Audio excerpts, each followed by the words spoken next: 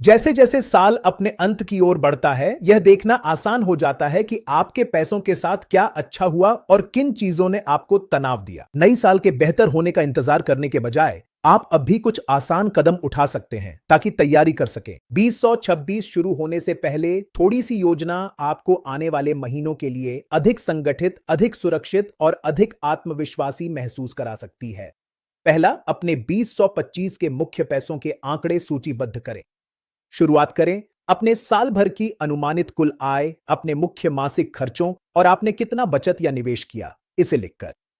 हर एक रुपए का बिल्कुल सही हिसाब रखने की जरूरत नहीं है, लेकिन आपको समग्र तस्वीर जरूर दिखनी चाहिए।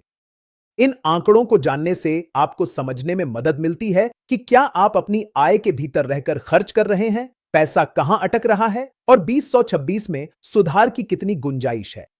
दूसरा, 2026 के लिए एक यथार्थवादी मासिक बजट तय करें। अपने वर्तमान खर्चों के आधार पर एक साधारण मासिक बजट बनाएं। इसमें किराया या होम लोन, बिल, किराना, परिवहन, स्कूल फीस, ईएमआई, बचत, निवेश और जीवन शैली खर्च के लिए थोड़ी राशि शामिल करें। इसे बहुत सख्त न बनाएं, बल्कि ऐसा बनाएं जिसे आप आसानी से निभा सकें। तीसरा, अपनी आपातकालीन निधि को मजबूत करें। अगर कुछ अप्रत्याशित हो जाए और आपकी आय धीमी पड़ जाए, तो एक आपातकालीन निधि आपके जीवन को स्थिर बनाए रख सकती है। जांचें कि आपकी मौजूदा निधि कितने महीनों के खर्चों को कवर कर सकती है।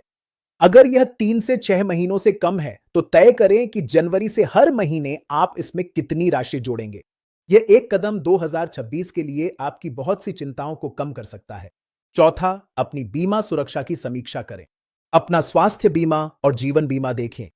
जांचें कि आपका स्वास्थ्य बीमा वर्तमान चिकित्सा खर्चों को कवर करने के लिए पर्याप्त है या नहीं, और क्या यह सभी परिवार के सदस्यों को कवर करता है। जीवन बीमा के लिए अपनी आय, आरण और परिवार की जरूरतों पर विचार करें। विचार करें कि अगर कोई दुर्भाग्यपूर्ण घटना हो जाए तो आपका परिवार कैसे संभालेगा। पांचवां, स्पष्ट बचत और निवेश के लक्ष्य निर्धारित करें। मैं अगले साल ज्यादा बचत करूंगा कहने के बजाय स्पष्ट लक्ष्य तय करें। उदाहरण के लिए आप तय कर सकते हैं कि एक निश्चित राशि से एसआईपी शुरू करेंगे या बढ़ाएंगे, या किसी निश्चित महीने तक अपनी आपातकालीन निधि पूरी करेंगे। इन लक्ष्यों को मासिक कार्यों में विभाजित करें और जहां संभव हो स्वचालित ट्रांसफर का उपयोग करें।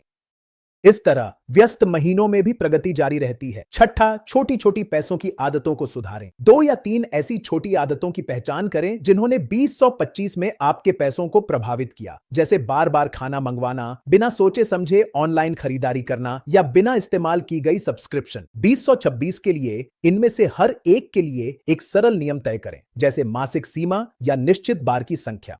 इन कटौतियों से बचाया गया पैसा आप अपने लक्ष्यों की ओर मोड़ सकते हैं या समय पर अपनी बीमा प्रीमियम भरने में इस्तेमाल कर सकते हैं। 2026 शुरू होने से पहले अपनी वित्तीय स्थिति तैयार करना, इसका मतलब यह नहीं है कि आपको सब कुछ एक रात में बदलना है। इसका मतलब है अपने आंकड़ों को जानना, एक व्यावहारिक बजट बनाना, अपनी सुरक्षा व्यवस्था को मजबूत करना और बचत निवेश के लिए स्पष्ट छोटे छोटे प्लान बनाना। ये कदम आपको एक मजबूत आधार देते हैं ताकि नया साल आपके नियंत्रण में महसूस हो, न कि बस आपके साथ घटित होने वाली कोई चीज लगे। अंत तक देखने के लिए धन्यवाद। मेरा उद्देश्य इसे आपके लिए सरल बनाना था। अगर इससे मदद मिली हो तो इसे किसी ऐसे व्यक्ति तक जरूर पहुंचाइए जिसे इसकी जरूरत हो सकती है।